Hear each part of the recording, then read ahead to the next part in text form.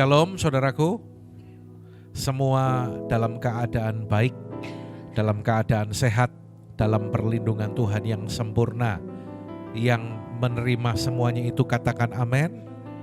Meskipun bangsa negara kita sedang tidak baik-baik, ya, dalam sejarah ini adalah coretan sejarah yang buruk bagi Indonesia dari apa yang terjadi di beberapa hari ini. Tapi kita percaya bahwa kita punya pengharapan. Semalam dalam SB, ya, melalui Zoom saya juga sampaikan bagaimana revival itu terjadi justru ketika keadaan itu sedang tidak baik-baik saja. Ya, kita percaya itu, amin saudaraku.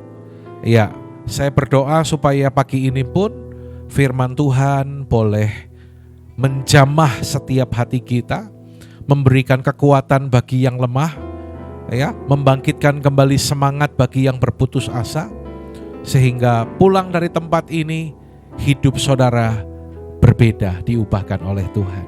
Ya, satu tema yang saya rindu bagikan pagi ini adalah berbahagialah orang yang dekat dengan Allah. Dalam Mazmur pasal yang ke-73 ayat 21 sampai ayat yang ke-28, ya. Bagaimana pemazmur berkata demikian, ketika hatiku merasa pahit dan buah pinggangku menusuk-nusuk rasanya. Aku dungu dan tidak mengerti, seperti hewan aku di dekatmu. Tetapi aku tetap di dekatmu, engkau memegang tangan kananku. Dengan nasihatmu engkau menuntun aku dan kemudian engkau mengangkat aku ke dalam kemuliaan. Siapa gerangan yang ada padaku di sorga selain engkau? Selain engkau tidak ada yang kuingini di bumi. Sekalipun dagingku dan hatiku habis lenyap, gunung batuku dan bagianku, tetaplah Allah selama-lamanya. Sebab sesungguhnya siapa yang jauh daripadamu akan binasa. Kau binasakan semua orang yang berzina dengan meninggalkan engkau. 28, baca sama-sama dengan suara keras. 2, 3. Tetapi aku suka dekat pada Allah. Aku menaruh tempat perlindunganku pada Tuhan Allah, supaya dapat menceritakan segala pekerjaannya. Katakan amin saudaraku. Ya, ayat 28 ini menjadi nats kita, ya. Biarlah ini juga menjadi doa, menjadi kerinduan kita, dan berkata aku suka dekat pada Allah dan menaruh tempat perlindunganku pada Allah. Nah, umat yang dikasihi Tuhan, kita adalah milik Tuhan. Katakan dulu kanan kiri, hidup kita ini miliknya Tuhan. Amin. Ya, hidup kita ini milik Tuhan. Karena itu kita harus dekat dengan Tuhan. Seperti Daud berkata, hanya dekat Allah saja hatiku itu tenang. Saudara, ketika ada orang dalam kondisi depresi, stres, tertekan, ya, ketika ada anak Tuhan yang mengalami semuanya itu, sebenarnya bukan karena masalahnya yang terlalu berat, catat ini baik-baik, tetapi karena hidupnya terlalu jauh dari Tuhan. Ya, hari-hari ini kita sedang melihat terjadi banyak hal-hal yang tidak pernah kita pikirkan. Goncangan demi goncangan terjadi. Dan ketika kita melihat sosial media, apa yang terjadi baik di Jakarta dan di setiap kota, saudara, sepertinya iblis mulai menebarkan roh ketakutan kembali atas semua orang. Ya, sampai di Jakarta di beberapa mal saya melihat info bahwa outlet-outlet yang ternama mereka mulai mengosongkan barang-barang mereka karena mereka trauma dengan peristiwa kerusuhan seperti yang terjadi tahun 98. Bayangkan saudaraku, ya. Dan penjarahan juga mulai terjadi. Nah saudara, hari-hari ini sedang terjadi hal-hal yang demikian. Dan memang Alkitab sudah katakan itu, ya. Dalam Ibrani pasal yang ke-12, sepertinya tidak ada di PowerPoint, ya. Firman Tuhan berkata demikian. Waktu itu suaranya menggoncang bumi, tetapi sekarang ia memberikan janji. 1 kali lagi aku akan menggoncangkan bukan hanya bumi, melainkan langit juga. Saudara perhatikan ini baik-baik. Ungkapan 1 kali lagi menunjuk kepada perubahan apa yang dapat digoncangkan. Karena ia dijadikan, perhatikan ini, supaya tinggal tetap apa yang tidak tergoncangkan. Jadi goncangan ini diizinkan oleh Tuhan supaya tinggal tetap apa yang tidak tergoncangkan. Dan penulis Ibrani menutup dalam Ibrani 12 ayat yang ke-28 demikian. Jadi karena kita menerima kerajaan yang tidak tergoncangkan, kita yang yakin dan percaya katakan amin. Ya, kita menerima kerajaan yang tidak tergoncangkan. Marilah kita mengucap syukur dan beribadah kepadanya dengan cara yang berkenan dengan hormat dan takut. Semua digoncang supaya tinggal tetap apa yang tidak tergoncangkan. Ya, mungkin pernah terbesit dalam benak saudara demikian. Ada yang berpikir gini enggak? Jujur tapi enggak usah angkat tangan. Angkat tangannya dalam hati. Oke, deal? Ya. Pernah enggak ada yang berpikir gini? Enggak usah angkat tangan ya. Angkat tangannya dalam hati ya. Kalau aku dalam kondisi sekarang ini, coba ya, kalau aku punya uang banyak, aku pasti tenang. Angkat tangan dalam hati. Anda sendiri dan Tuhan yang tahu. Mungkin Anda pernah berpikir demikian. Ya, coba kalau aku punya uang yang lebih banyak atau punya uang yang banyak, ya, aku akan lebih tenang. Saudara, hari-hari ini orang punya uang banyak juga digoncang, saudara. Ya, punya rumah mewah, punya jam tangan miliaran, dijarah, saudaraku. Sampai kemarin saya hitung yang dijarah jam tangannya itu 50 miliar. Itu kalau dibuat bangun gereja, saudara. Bayangkan, saudara. Apa enggak kita bisa beli hotel itu 50 miliar? Hah? Mobil-mobilnya berapa puluh miliar, ratus miliar. Ya. Orang punya uang juga digoncang. Bahkan kemarin ketika ada demo, ada sebuah mobil mewah, BMW seri 7. Terbaru. Saya baru lihat kemarin di Gias. Digebukin mobilnya, dihancurin. Ya ilah. Bukan saya yang punya, tapi saya juga ikut sakit, saudaraku. Harganya itu ember, saudaraku. Ya, karena diduga orang itu sengaja nggak mau mengalihkan ke jalan yang lain, dia tetap ngotot masuk lewat ke arah kerumunan. Jadi akhirnya orang kesel dan mungkin ada yang menduga juga, biasa toh ada provokator, ini mobil DPR, wah langsung dihajar mobilnya, saudaraku. Saudara, orang punya kekuasaan, berpikir dia kuat, hari ini dibuktikan. Orang punya kekuasaan pun digoncang. Ya. Dari yang arogan, dari yang sok-sokan, akhirnya di depan kamera dengan tertunduk dan saya minta maaf. Dengan muka yang dimelas-melasin, saudaraku. Ya. Saudara, uang enggak bisa bikin kita tenang. Setuju enggak dengan saya? Wah, ini belum setuju. Uang tidak bisa buat kita tenang. Setuju? Coba yang rela angkat tangan, yang setuju dengan saya, yang rela angkat tangan, boleh angkat tangan dong. Bahwa uang tidak bisa membuat kita tenang. Setuju enggak?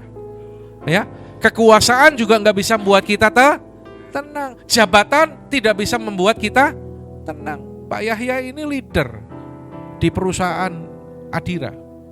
Ya. Bahkan mau dipromosikan lebih tinggi lagi. Tapi sekali lagi, betul enggak Pak? Jawab dengan kerelaan hati ya. Jabatan juga tidak menjamin ketenangan. Karena ketenangan kita hanya ada di dalam Tuhan Yesus Kristus. Yang setuju tepuk tangan bagi Allah kita. Tepuk tangannya yang lebih semangat, saudaraku. Ya, oke. Ya, jadi kuncinya adalah kita harus dekat dengan Tuhan, ya. Dan dikatakan berbahagia orang yang dekat dengan Tuhan. Bagaimana agar kita dekat dengan Tuhan? Saudara, kita perlu mengenal Tuhan dengan benar, mengenali Dia sebagai Bapa yang baik. Bagi saudara, Bapamu di sorga itu baik enggak? Tapi kenapa kadang-kadang ada yang kecewa ya? Kalau ditanya, baik. Tapi jujur, kadang-kadang kok kenapa kita itu dalam hati protes sama Tuhan? Mungkin gak ngucap, gak keluar kata-katanya, tapi dalam hati pikiran kita tanpa sadar itu mengeluh. Nah saudara, pagi ini Tuhan mau kita sungguh-sungguh hanya mengisi hati dan pikiran kita dengan penuh iman dan keyakinan bahwa Bapa kita adalah Bapa yang baik. Ya. Satu keluarga berlibur ke luar negeri dan tiba di tempat mereka berlibur, suami, istri, anak, dan bawa neneknya. Ya, anaknya itu umur sekitar 8-9 tahun dan senang mereka nginap di hotel. Anak ini senang karena anak ini suka kalau di kamar mandi itu ada bathtub. Tahu nggak bathtub? Tempat kungkum, bathtub ya. Kemarin waktu kami nginep di Dieng juga disediakan bathtub. Tapi siapa yang mau kungkum di Dieng? Wong air panasnya, water heaternya mati, nyala mati. Ya kungkum di Dieng ya udah di es, saudaraku. Ya.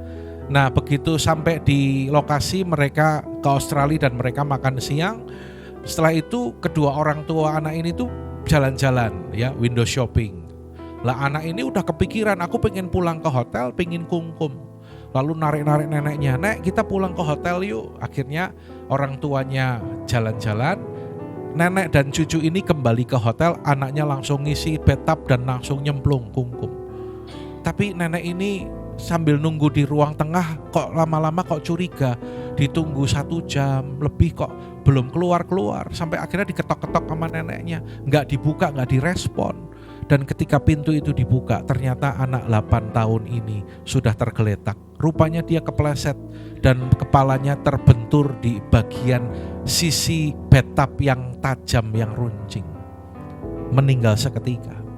Dan semenjak hari itu, nenek itu mulai menyalahkan dirinya sendiri dan mulai berkata, Tuhan bohong. Nggak ada itu Tuhan baik apa? Kenapa kok cucu saya sampai meninggal? Sudah dengar, kita nggak kebal, ya. Kalau kita tidak menerima dengan hati yang benar, dengan iman dan mengerti mengenal Dia adalah Bapa yang baik, kita pun bisa mengalami ini. Sampai beberapa waktu kemudian orang tua anak ini pun bisa menerima kepergian anaknya. Tetapi si nenek ini, dia tetap dalam kepahitan dengan Tuhan. Kepahitannya dengan Tuhan, saudara. Saudara, kalau Anda punya pengalaman ini, lebih baik kita bertobat. Kita berbalik kepada Tuhan. Ya, ketika masalah datang, kalau kita tidak punya konsep pengenalan yang benar kepada Tuhan, saya mau katakan demikian, pasti engkau kecewa. Tapi hari ini saya mau katakan firman Tuhan berkata bahwa Dia adalah Bapa yang baik. Katakan amin. Dia Bapa yang menjaga, menuntun dan menolong kita. Bapakku yang baik, sangat ku cinta. Yang tahu ikut yuk. Kasih-Mu padaku semakin nyata, ku rasakan. Nyanyikan dengan segenap hatimu. Kaulah Bapakku yang baik, penuh karunia. Ku bersyukur selalu kepadamu, Bapa. Pujian bagi Allah kita, tepuk tangan bagi Dia, saudara. Bapa kita adalah Bapa yang baik. Katakan kanan kirimu, Bapa kita adalah Bapa yang baik. Ya. Lalu kita perlu mengenal Dia juga sebagai Allah yang Maha Tahu. Ayat 11 ini berkata, mereka berkata, bagaimana Allah tahu hal itu? Adakah pengetahuan pada yang maha tinggi? Saudara, Allah kita adalah Allah yang maha tahu. Kita sering berpikir, kita sering menganggap bahwa Allah itu tidak tahu apa-apa. Tapi dengar, Dia adalah Allah yang maha tahu. Kita yang nggak maha tahu, tapi jujur, saya juga harus introspeksi diri saya. Kita nggak maha tahu, tapi kadang kita merasa sok tahu. Ya, buktinya apa? Kita melangkah sendiri dengan kekuatan kita. Kita nggak mau dengar-dengaran dan tidak mau taat kepada Tuhan. Itu tanda kalau kita merasa diri kita ini lebih hebat dari Tuhan. Ada orang yang nggak pernah doa, yang gak pernah datang sama Tuhan. Ya, saudara, saya ini punya waktu, bagi saya itu lebih intens, lebih baik, lebih akrab dengan Tuhan itu justru malam. Kewalian sama Ibu Gembala. Nah, Ibu Gembala pagi. Kalau saya malam, semakin malam makin gak ada orang. Waduh, saya mau tidur aja bisa nyanyi bersesi-sesi lagu. Ya, tapi kalau saya nyanyi ya volumenya kecil. Ya, misalnya saya nyanyi, oh, I want to know you more, deep within my soul, I want to know you, Lord, I want to know you, to feel your heart and know your mind, looking in your eyes, stirs up within me, Lord, I want to know you more. Tak pelanin karena istriku tidur. Tapi giliran saya tidur dan belum bangun, Bu Gembala tuh bangunnya pagi loh. Jam 3 udah bangun. Dan begitu udah bangun langsung, oh rabasikara apa. Sampai saya dari jam 3 sampai saya bangun misalnya jam 5 atau setengah 6, saya tidur itu di pikiran saya juga, oh rabasikara. Double session. Ya. Ya. Lagunya Franky Kuncoro tuh kemarin nyanyi berjilid-jilid itu. Yang ku mau taat, ku mau bertobat, ku mau taat. Jadi saya tidur Pak, badan tidur tapi pikiran saya, ku mau taat, ku mau aku bertobat apa ya? Saling melengkapi. Jadi di rumah kami itu menara doanya sesinya banyak, saudaraku, ya. Nggak tahu kalau Koko Otniel sesinya jam berapa, ya. Mungkin kalau saya papinya jam 10, 11, 12 sampai setengah 1. Mungkin Koko Otniel jam 1 sampai jam 3. Ya, maminya jam 3 sampai jam 5 gitu ya. Lalu Koko bandnya jam 6 sampai jam 8. Ya, jadi sesi menara doanya udah banyak. Di sana nggak banyak kan sesinya? Kalau kami dibagi-bagi. Ya. Jadi sekali lagi, Allah kita adalah Allah yang maha tahu. Katakan dulu kanan kiri, Allah kita Allah yang maha tahu. Kita mau menyadari gak, mau mengakui gak kalau kita itu gak tahu apa-apa? Setuju? Masih ada yang sok tahu gak di sini, di hadapan Tuhan? Tak kasih contoh ya, next. Saudara pernah tahu yang namanya Boeing 747 seri 8? Pernah naik pesawat ini enggak? Kalau saya pernah. Waktu ke US tahun 97 yang kita naik pesawat ini. Karena double deck, loteng, ada eskalatornya. Enggak, tangga. Ya, tapi pesawatnya itu tumpuk kursinya atas bawah. Gede banget, kapasitasnya bisa di atas 800 seat. Wow. Saya sampai gumun. Ya. Seatnya itu 3, 6, 3. Waduh. Sama ruangan ibadah kita, ombo pesawatnya. Dan Anda pernah tahu enggak, kalau lebar sayap pesawat ini dari ujung sayap kiri ya Jeremy sampai ujung sayap ujung sana itu panjang sayapnya itu 68,6 meter. Pernah tahu enggak?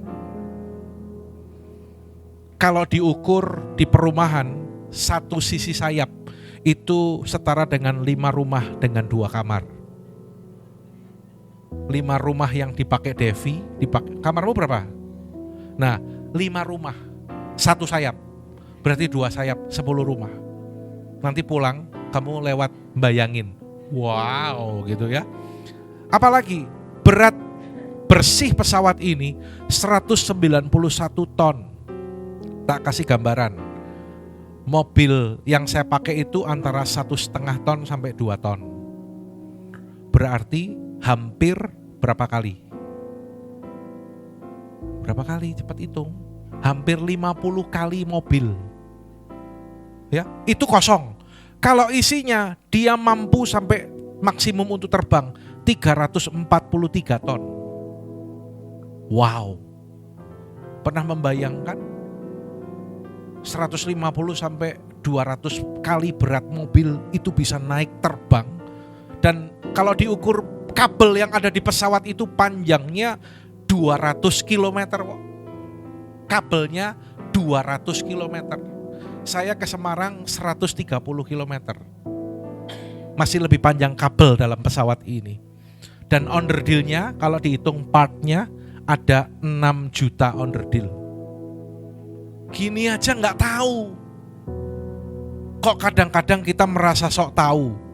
Ya. Ayo kita belajar punya sikap hati seperti Ayub. Ayub 23 ayat 10 berkata, karena Ia Tuhan tahu jalan hidupku. Amin.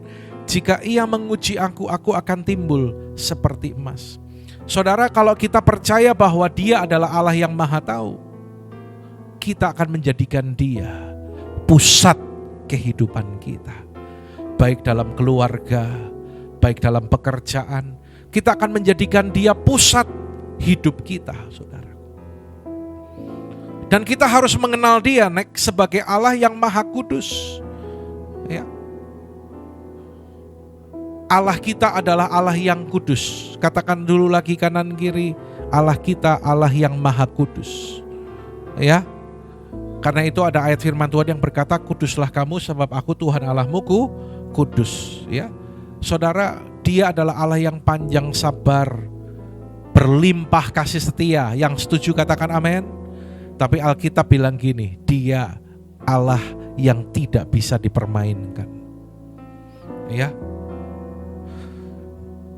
Galatia 6 ayat yang ke-7, jangan sesat, Allah tidak membiarkan dirinya dipermainkan, karena apa yang ditabur orang itu juga yang akan dituainya.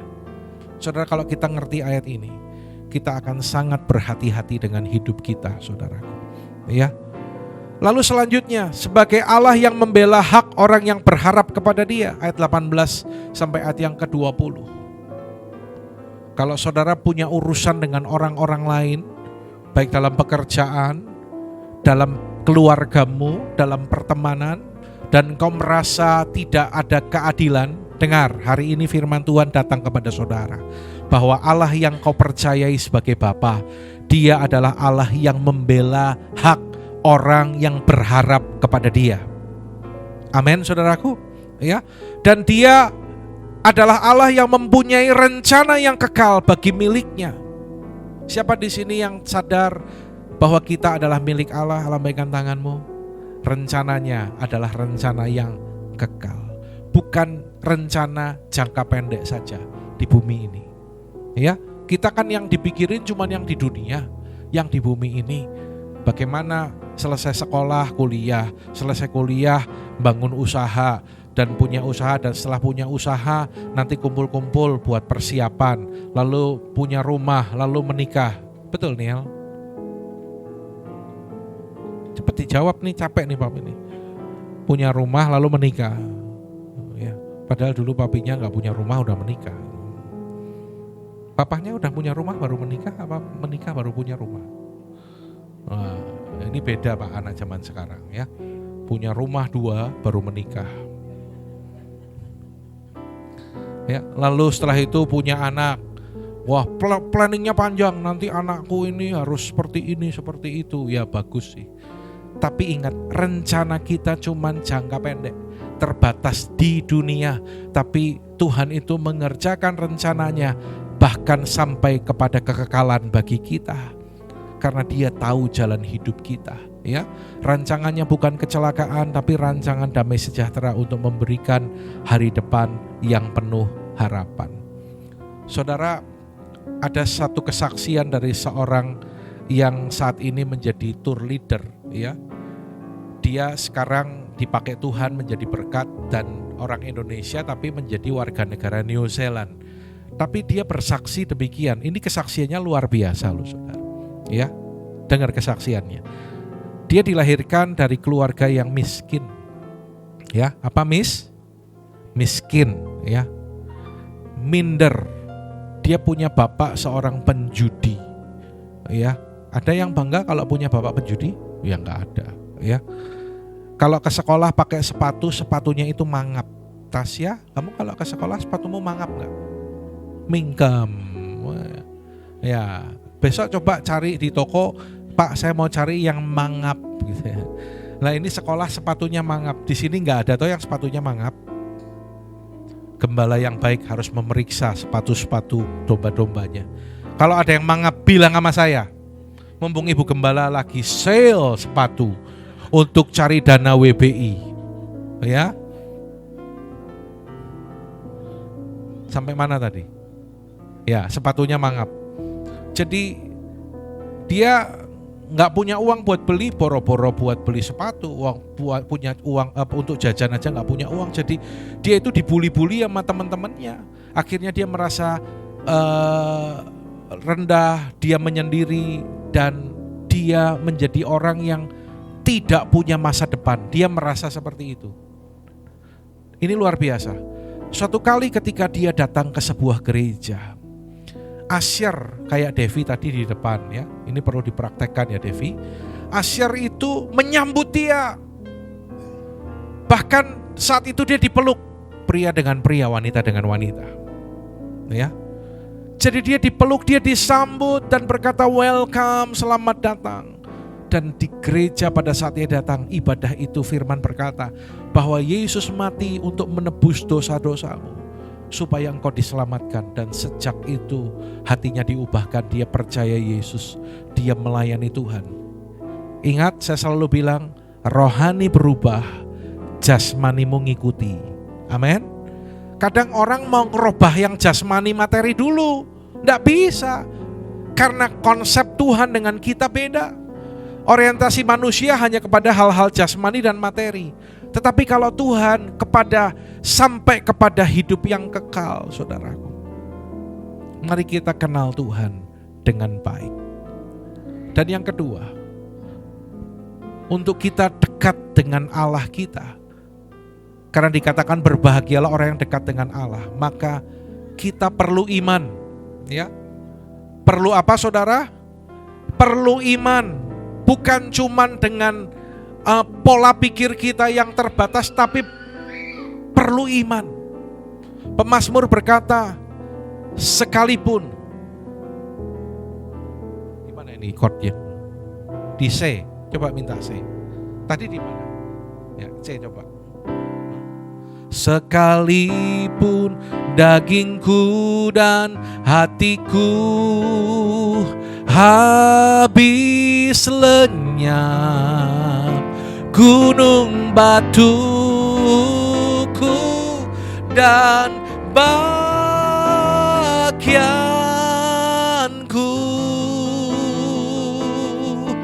tetaplah Allah selama-lamanya.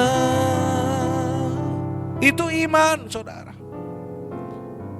Kalau kita mau mengenal Dia dengan baik, dengan benar, dan kita menjadi pribadi yang dekat dengan Allah, tapi diperlukan iman, ya, diperlukan iman. Sekarang tanya kepada diri kita berdasarkan ayat ini, apakah bagi kita, bagi saya, Allah adalah bagian kita selama-lamanya? Ada orang lebih mikirin uang, bagianku uang. Ya, apalagi kalau yang banyak masalah karena masalah keuangan, tanpa sadar tiap hari mikirnya, jawab dong, tiap hari mikirnya, pagi hari bangun tidur mikirnya, siang sore mikirnya, malam hari mau tidur mikirnya. Karena itu Rhoma Irama nyiptakan lagu duit. Lagi-lagi duit. Uang ya. Saya percaya, saya berdoa Anda di tempat ini tidak demikian. Ya. Bagian kita adalah Allah selama-lamanya. Tepuk tangan bagi Allah kita, Saudara. Ya. Saudara, kita harus pakai iman kita. Kadang orang itu gampang banget terganggu kalau lihat orang di kanan kirinya itu lebih berhasil dari kita. Kadang gampang banget terganggu. Ya, saya juga pernah punya pengalaman itu, saudaraku. Ya, lihat orang lebih sukses, lihat orang lebih berhasil, lihat orang lebih mapan. Sementara gini, dia nggak sungguh-sungguh dengan Tuhan. Pak Andi ngapusi. Ini logat Semarang. Sopo sing logate Semarang. Ada Ci Ivon pas datang ini. Aku yang sudah ibadah, rajin ibadah. Kalau sampai enggak hadir ibadah langsung dicariin, langsung ditanyain. Kalau enggak ibadah ditanyain, kalau sampai enggak datang ditegur. Ya, pelayanan, didisiplin. Tapi kenapa dia enggak ibadah? Dia lebih sukses dari aku. Keadaannya lebih mapan dari aku. Saudara, kadang iman itu tergoncang ketika melihat kemajuan orang lain. Ya, nanti Anda baca di ayat yang ketiga sampai ayat yang ke-11 itu, bagaimana pemazmur pun juga rada tergoncang melihat keadaan atau kemajuan orang fasik. Saudara, kalau kita masih punya hati yang demikian, artinya kita belum percaya penuh kepada Tuhan. Karena itu harus pakai iman. Ya, kenal Tuhan harus pakai iman. Jangan lihat kanan kiri. Waktu dulu zaman yang namanya Ahok itu jadi pemimpin di bangsa kita. Waduh, banyak orang mengeluh-elukan, memuji-muji, memuja-muja dia ya Pak.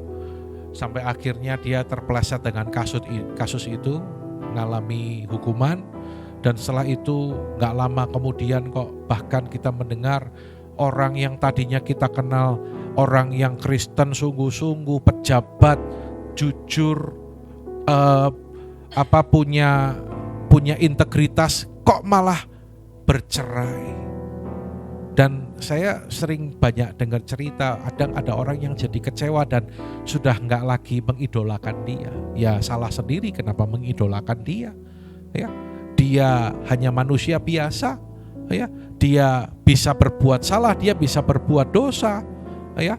Dia bukan seperti Yesus yang tidak pernah mengecewakan hidup kita.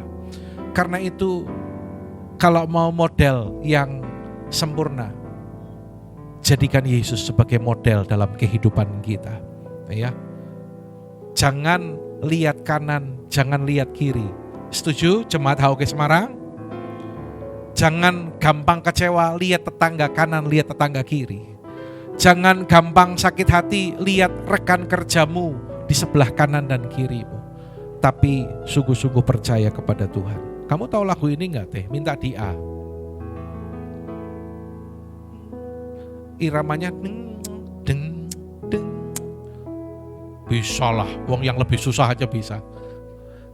Pandang terus padanya, jangan menoleh, jalan terus. Jangan pandang salah orang lain, pandang saja Yesus. Sama-sama. Pandang terus padanya, jangan menoleh, jalan terus. Jangan pandang salah orang lain, Pandang saja Yesus. Amin. Tepuk tangan bagi Allah kita. Ya. Jangan pandang salah orang di kanan kiri kita, tapi pandang kepada Yesus. Dan kita harus sampai bisa keluar statement gini loh saudara. Orang kanan kiriku mau seperti apa, terserah. Itu tidak akan pernah mengganggu iman saya, karena mata saya hanya tertuju kepada Tuhan. Yang mengerti katakan amin saudaraku. Ya, Alkitab berkata bahwa orang benar itu hidup oleh iman. Jadikan pengalaman iman tokoh Alkitab, ya. Anda ingat cerita Sadrak, Mesak, Abednego, bagaimana mereka diancam dan akan dibuang ke perapian yang menyala-nyala. Diancam, kamu kalau nggak mau nyembah patung buatan Nebukadnezar, kamu akan dibuang ke lautan api yang menyala-nyala. Dapur api kok lautan api? Dapur api, ya, buatan manusia. Kalau lautan api kan memang buat iblis dan pengikut-pengikutnya, ya. Ya. Tapi mereka berkata apa? Mereka berkata, kami percaya Tuhan Allah kami sanggup untuk melepaskan kami. Wow, keren kan? Keren gak? Kalau jemaat bilang gini, kami percaya Tuhan akan memberkati kami. Karena itu aku akan tetap setia. Keren gak? Keren. Tapi yang sebenarnya yang paling keren itu ketika mereka bilang gini, tetapi andai kata Tuhan kami enggak selamatkan kami, enggak tolong kami, mereka tetap berkata, kami tetap enggak akan menyembah patung. Artinya mereka berkata, kami tetap percaya kepada Tuhan. Nah saudara, seharusnya bahasa yang digunakan oleh Sadrak, Mesak, Abednego ini menjadi bahasanya kita. Itu yang harus menjadi bahasa iman kita, saudaraku. Saya percaya Tuhan sanggup sembuhkan, katakan amin. Tapi jika belum sembuh, tapi jika tidak sembuh, saya tetap percaya Tuhan akan tolong saya. Aku percaya kalau Tuhan sanggup memberkati keuanganku, memberkati pekerjaanku, memberkati keluargaku, sehingga aku tidak berkekurangan. Yang mau ngalami katakan amin. Tapi jika belum terjadi, aku tidak akan pernah menjadi kecewa kepada Tuhan. Mau enggak kita belajar demikian, saudara? Ya, ini hidup oleh level iman itu seperti itu. Ya, saya berdoa kita semua berhasil praktekkan hal ini. Lalu yang ketiga, nanti ada hasil survei yang mencengangkan, saudaraku ya. Yang ketiga, baca sama-sama dengan keras, 2, 3. Untuk dekat dengan Allah, kurang keras, 2, 3. Untuk dekat dengan Allah harus bersekutu dengannya, ya. Tetapi aku tetap dekat denganmu, engkau memegang tangan kananku, ya, dan seterusnya. Saudara, bangun persekutuan. Anda harus punya waktu yang berkualitas dengan Tuhan. Yang setuju katakan amin. Kayak tadi ya, kalau saya lebih banyak di malam, tapi kalau ibu gembala lebih banyak di subuh, ya. Ku mau taat, sampai sekarang masih terngiang-ngiang. Ku mau bangun pagi Pak, sepanjang hari saya di putaran pikiran saya muter lagu itu terus. Ku mau taat. Bangun persekutuan dengan Tuhan, ya. Bangun waktu doa kita. Sekarang Anda bisa baca Alkitab. Tapi kalau dulu kan cuma baca Alkitab selesai, nggak ada yang lain. Tapi sekarang Anda bisa baca Alkitab, Anda bisa dengerin khotbah di YouTube, ya. Anda bisa dengerin cuplikan khotbah di sosial media, ya. Kalau tiba-tiba kok saya lagi ngalami masalah ini, aku ingat nih Pak Gembala atau Bu Gembala pernah khotbah tentang hal ini. Ada pernah khotbah di HOG. Anda bisa cari di YouTube di channel HOG Semarang atau Wonosobo. Cari judulnya, keluar dan dengerin lagi. Itu akan meneguhkan kembali iman kita, ya. Bangun persekutuan juga artinya kita juga belajar untuk punya komitmen untuk beribadah. Punya komitmen. Tanda kita itu berserah percaya kepada Tuhan. Saudara, kalau kita bergaul dengan baik, bergaul dengan Tuhan, maka kita akan mengerti pribadi Tuhan. Amin. Kita ngerti kehendaknya itu apa sih buat aku. Kita tahu mana yang boleh, mana yang tidak. Jadi hidup kita bukan sekedar boleh ini enggak, boleh itu enggak, orang Kristen enggak boleh ini, enggak boleh itu. Enggak, tapi kalau kita membangun persekutuan dengan Tuhan, orientasi kita bukan cuma lagi boleh dan tidak. Tapi seperti lagu Bu Andi di saat teduhnya, menyenangkanmu tujuan hidupku. Mau menjadi menyenangkan Tuhan menjadi tujuan hidup kita. Amin. Ya. Saudara, mungkin Anda pernah dengar dua nama ini, tapi saya tampilkan lagi dan saya coba gali lagi. Udah rapi ya, Wok. Saya coba gali lagi, saya cari survei dan catat. Ini ada hasil survei dari dua orang. Yang seorang adalah yang hidupnya tidak benar, dia seorang ateis. Max Jukes ini orang ateis, hidupnya nggak benar, tidak takut Tuhan, suami istri podoai. Lihat keturunannya, ya. Saya catat di sana ada berapa keturunannya? 560 keturunannya, ya. 300 mati sebagai pengemis. Ngenes enggak saudara? Ngenes. 150 jadi penjahat, 7 orang jadi pembunuh, 100 orang pemabuk, 55 orang menjadi korban pelecehan seksual. Dan lebih dari setengah keturunannya apa saudara? Yang perempuan maksudnya. Keturunan yang perempuan lebih dari setengahnya menjadi pelacur. Dan keturunannya telah merugikan negara sebesar 1 miliar 25 juta US dollar. Sementara sebelahnya adalah seorang bernama Jonathan Edward, ya. Diklik lagi, keturunannya berapa? Wow, ternyata dari hasil surveinya itu, dari masa yang ditentukan untuk seorang itu survei, keturunan orang benar itu lebih banyak, ya. Karena itu, ayo yang masih anaknya satu, tunjukkan kalau keturunan orang benar itu banyak. Katakan amin. Ya, wah Dewo langsung semangat. Devi juga semangat, ya, puji Tuhan, ya. Lihat, 1394 keturunannya. 295 lulus kuliah. Wow.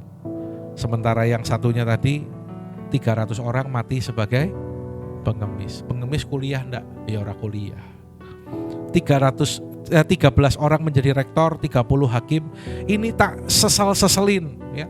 Tak pepet-pepetin karena enggak cukup kalau dibuat poin-poin sampai ke bawah, saking banyak prestasi atau hasil yang baik yang diterima, enggak cukup.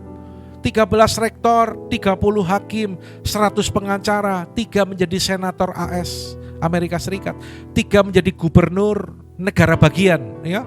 Dan 3 menjadi wali kota di kota besar, 100 orang jadi misionaris, 60 pengkhotbah dan penulis terkenal, dan 80 bekerja di kantor pemerintah. Nggak tahu ini DPR apa. 75 orang menjadi perwira di angkatan bersenjata. Nggak tahu ini Brimob apa bukan ini. Dan 65 orang menjadi profesor, 1 orang pengawas keuangan pemerintah. Wah, ini setara Sri Mulyani. Dan 1 wakil presiden Amerika Serikat. Baca yang warna merah, 23. Tidak ada dari keturunannya yang merugikan negara. Kita berikan tepuk tangan bagi kemuliaan Tuhan kita. Anda masih mau berpikir nggak dekat sama Tuhan? Siapa yang mau keturunannya mengalami hal yang baik, yang indah seperti yang dialami oleh Jonathan Edwards? Lambaikan tangan. Oh, saya nomor 1 angkat tangan. Kalau bisa 2 tangan saya. Sama kaki 4 kaki, 2 tangan 2 kaki, ya. Pak Robi mau keturunannya ngalami ini, Pak? Amin. Semua mau ya? Rina, puji Tuhan kalau hari ini Abi akan dibaptis. Cia, kasih tepuk tangan semangat buat Abi. Ya, mau bersekutu enggak sama Tuhan? Kalau mau bersekutu, masuk ke air berapa detik keluarin lagi mau mandi. Tapi kalau kamu enggak sungguh-sungguh mau bersekutu, 5 menit mandi enggak keluarin dari air. Mamanya langsung noleh. Ya, enggak, ini joke aja ya. Nanti mama, aku enggak jadi dibaptis lama. Ya, semua pasti mau. keluarganya ngalami ini, ya, anak-anak kita ngalami ini, saudaraku. Karena itu tidak sia-sia kalau engkau itu sungguh-sungguh sama Tuhan. Amin. Bukan cuma buat diri kita tok, tapi buat keluarga kita, buat keturunan kita, ya. Saya yakin dan percaya ketika saya bersama dengan Ibu Gembala membangun persekutuan hubungan yang baik dengan Tuhan, saya membangun pelayanan didasari hati yang mengasihi Tuhan, maka anak-anak saya, bahkan sampai keturunan nanti, saya percaya orang benar cucunya banyak. Nanti mereka semua hidup takut akan Tuhan. Yang percaya katakan amin. Haleluya. Dan yang keempat, yang terakhir. Betul, yang terakhir kau bawa? Poin terakhir. Untuk dekat dengan Allah perlu rendah hati. Ya. Orang yang berkalungkan kecongkaan dan berpakaian kekerasan itu tidak bisa. Tapi harus rendah hati. Saudara, kerendahan hati adalah kesadaran bahwa tanpa Tuhan kita tidak dapat berbuat apa-apa. Ya. Karena itu saya ingat Yesus pernah berkata, aku pokok anggur, Bapakku lah pengusaha dan kamu ranting. Ya. Melekatlah, ya, tinggal di dalam aku. Karena di luar aku, firman Yesus katakan, kamu tidak dapat berbuat apa-apa. Yuk ingatkan kanan kiri kita, yuk. Di luar Tuhan kita tidak dapat berbuat apa-apa. Lagi, orang yang berbeda bilang lagi, di luar Tuhan. Dev, Pak Robi kasihan gak ada yang ngomongin. Di luar Tuhan kita tidak dapat berbuat apa-apa. Ya. Di luar Tuhan kita tidak dapat berbuat apa-apa. Mazmur 127 ayat yang pertama bilang, sia-sia engkau bangun pagi, ya. Sia-sia engkau membangun rumah kalau bukan Tuhan yang membangunnya. Sia-sialah orang yang mengawal kota kalau bukan Tuhan yang menjaganya. Saudara, tidak bisa kalau tanpa Tuhan. F. Ketika ku hadapi kehidupan ini, jalan mana yang harus ku pilih? Ngalami itu saudaraku?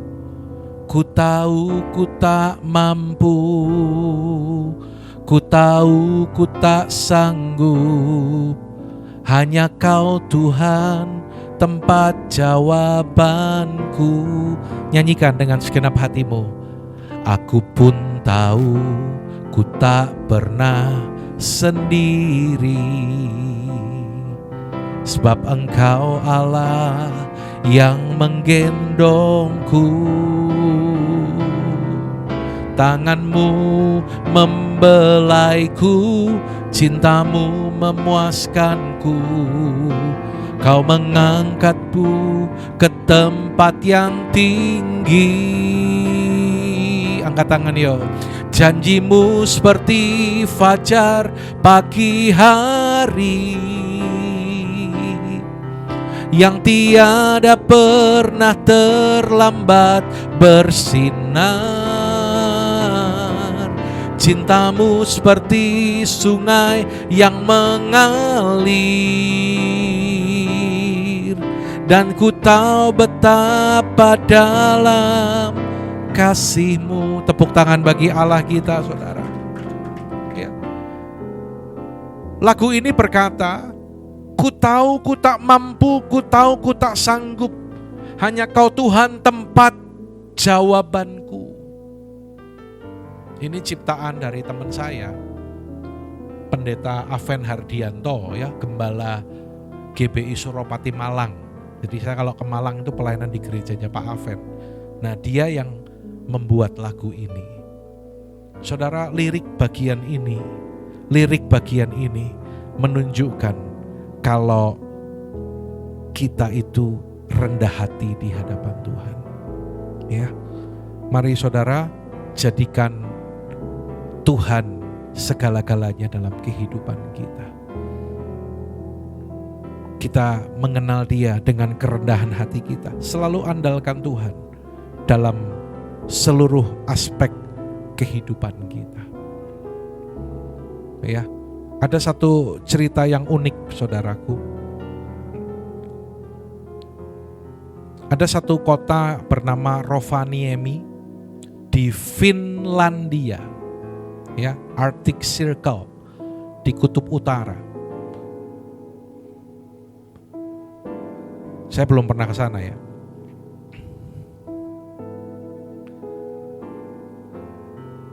Tempat ini dikunjungi oleh wisatawan dunia. Karena di Rovaniemi ini mereka itu mengarang sebuah cerita bahwa ada sebuah kampung dan itu tempat asal usul Sinterklaas atau Santa Claus. Ya. Kampung itu namanya Santa Claus Village. Kampung Sinterklaas. Jadi Sinterklaas itu dulu suka naik rusa kutub dari sini. Mereka itu membuat cerita seperti itu sehingga banyak wisatawan datang senang. Oh, ini kampung Sinterklaas katanya. Ya, ini kampung Sinterklaas. Dan ternyata dibuatlah satu rumah dan ada satu ruangan khusus untuk menyimpan surat-surat dari para wisatawan itu. Surat-surat yang berupa harapan mereka, doa mereka. Saudara, orang doa benar enggak? Orang doa baik enggak? Baik. Orang punya harapan baik enggak? Baik. Tapi kalau ditujukan kepada alamat yang salah jadi keliru. Mereka berdoa, buat surat pengharapan, minta doa, minta jawaban doa, minta pertolongan, ditujukan kepada Santa Claus. Sampai setiap tahun itu ada 500.000 surat. Banyak apa sedikit, Pak? 500.000 surat. Dulu waktu jadian pakai surat apa pakai SMS? Surat ya. Sampai 500.000. Nek saya ora tekun, Pak, nulis surat kesuwen, ketemu saya. Ya, ketemu. Saya datangi langsung. Wong dulu barengan ya, kuliah di Bandung juga gitu ya. Nah, saudara, bayangkan. Jadi dari 200 negara yang ada di dunia, ada 20 juta harapan yang ditujukan kepada Santa Claus. Ini sesat, saudara. Ini enggak benar, saudara. Tolong saya, sembuhkan saya. Ya, kalau minta doa sama Tuhan Yesus, ini kepada Santa Claus. Disiapkan kertas kosong untuk orang-orang tulis itu. Pertanyaannya sekarang, saya mau nanya kepada saudara, Santa Claus itu fakta atau hanya dongeng? Fakta atau fiksi?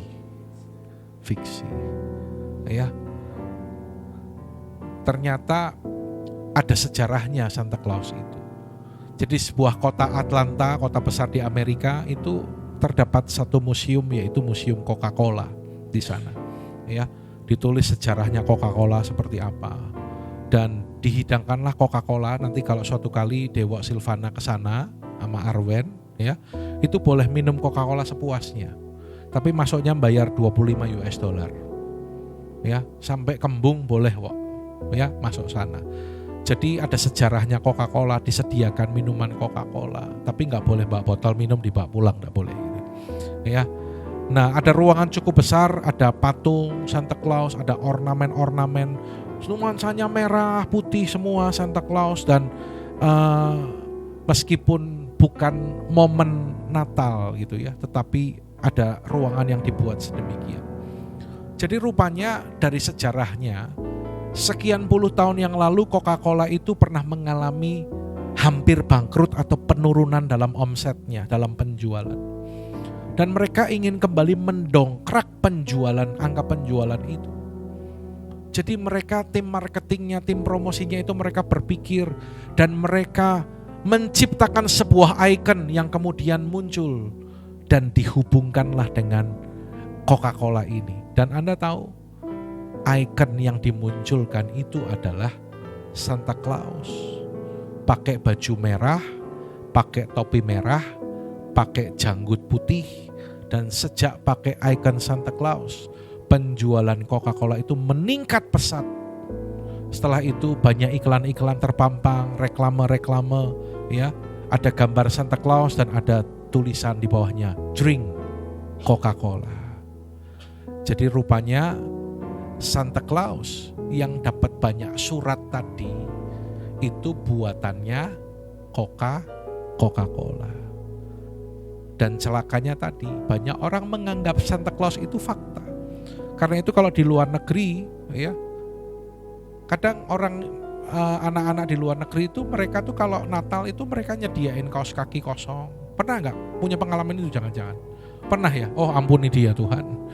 Nyiapin kaos kaki kosong, nanti besok kalau udah lewat malam Natal ada hadiah, ada kado. Ternyata besok ada kado beneran. Tapi yang ngisi orang tuanya. Lah ini tambah salah lagi saudaraku. Ya, Arwen nggak boleh gitu loh. Ya, wih dapat mainan, wih dapat coklat kayak gitu. Padahal orang tuanya yang ngisi kayak gitu. Nah jadi dibelokkan saudaraku. Ya, dibelokkan. Kalau Sinterklas tadi, Santa Claus tadi bukan fakta, tetapi itu hanya dongeng. Tapi saya mau tanya kepada saudara sekarang, Yesus yang kita percaya dan kita sembah, fakta atau hanya dongeng? Fakta. Yesus yang kita percaya dan kita sembah ada dalam fakta sejarah.